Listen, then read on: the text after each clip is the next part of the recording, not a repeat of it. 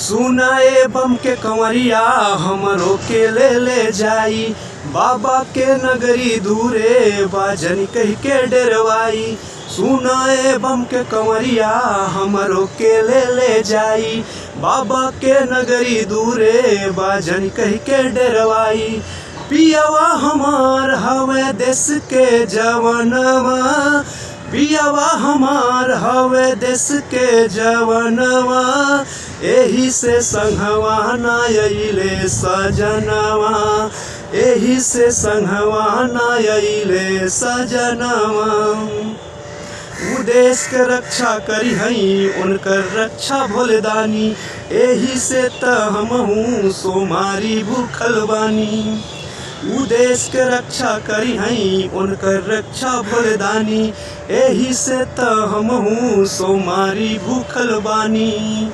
देशवा के सरहद पे लिखल नया नवा, देशवा के सरहद पे लागल नया नवा, एही से संघवा ना अइले सजनवा, एही से संघवा ना अइले सजनवा।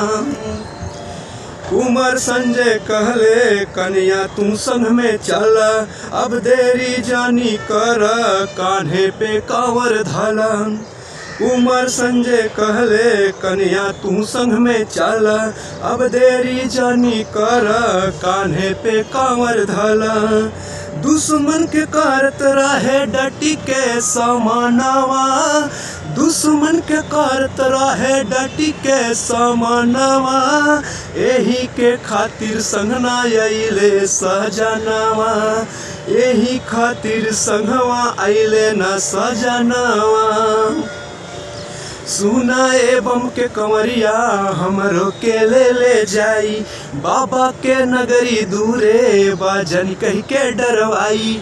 सुनाए बम कंवरिया हमरो के ले जाई, बाबा के नगरी दूरे बाजन कह के डरवाई।